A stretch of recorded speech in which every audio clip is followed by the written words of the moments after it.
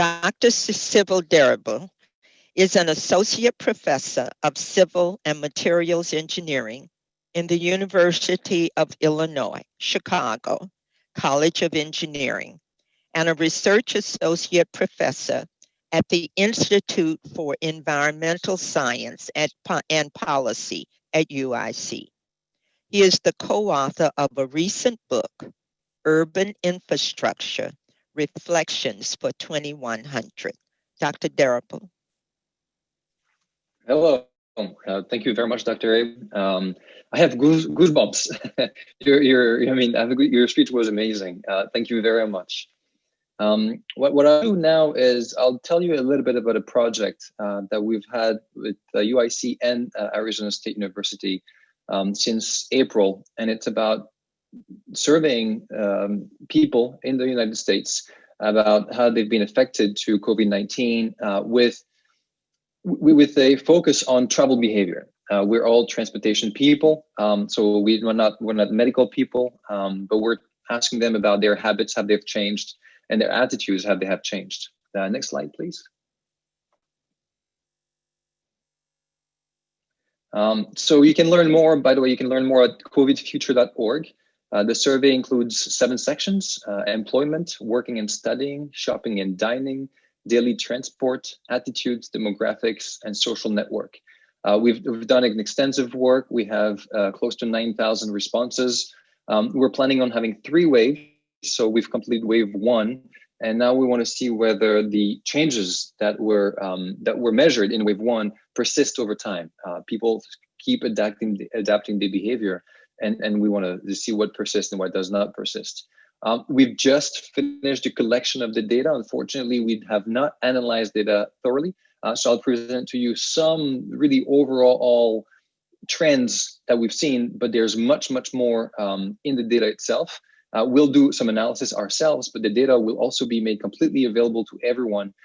It is part of, we have received funding from the United States National Science Foundation and from the US Department of Transportation. So all the data will be released. You will all have access to it. But so right now, the insights are very limited. I apologize in advance. And next slide, please. The first thing that we'll see is that long distance air travel is being impacted severely. Right now, of course, not many people are using it, but even in the future, with how easy it is to use Zoom, what we're doing now, a lot of people think that they won't travel as much in the future. So that's probably the biggest sector that has been affected. Next slide, please. The second one is about the working from home. So the one on the figure on the left shows before the pandemic. You can see a big spike around 5, which is the number of times that people commute per week. So it was, 5 was noticeably the largest one before the pandemic. And during the pandemic, a large proportion of those 5 days per week has switched to 0. So a lot of people commute. A lot of people don't commute anymore. They just work from home. Next slide, please.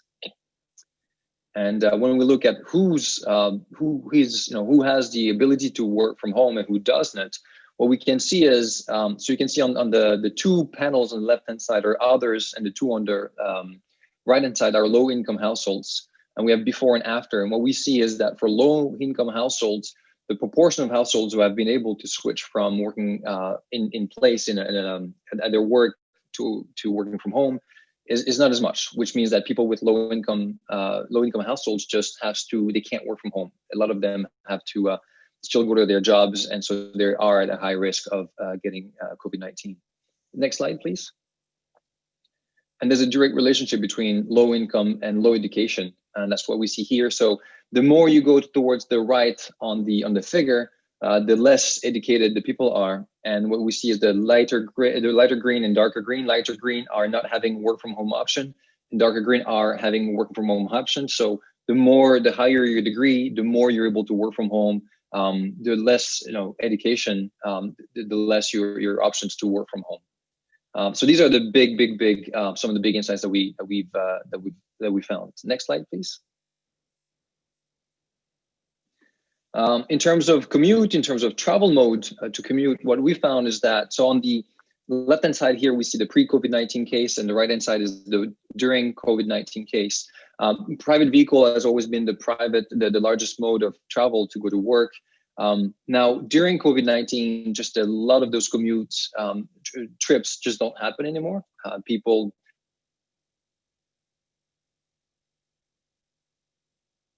see that transit has been affected quite severely. A lot of people used to take transit to go to work, and it's just not happening as much now.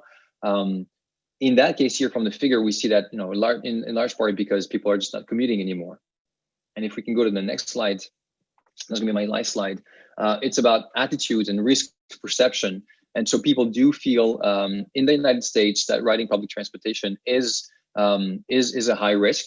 And I'd like to emphasize that this is really from the United States. I'm actually French. I was during the whole stay-at-home order in the spring, I was in France. People were still using some public transit. People were wearing masks. They were washing their hands. As far as I know, in many countries in the world, public transit ridership has gone up to pre-COVID-19 levels. So this is really a US thing. But so riding public transportation is really seen as not safe, as well as taking an airplane. Next slide, please. So this is really basic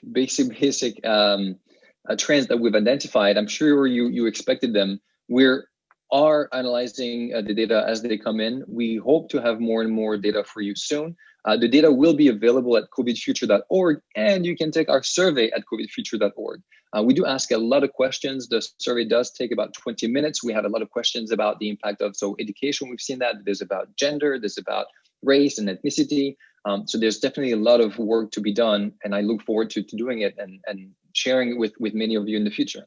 The last thing I want to say is that we did have a 2-hour session yesterday about some of the results, and I have the video recording. So I'll put the link in the chat, and you're more than welcome to watch it if you want to. And of course, I'll stay around if you have any questions after all the speakers have presented. Thank you very much.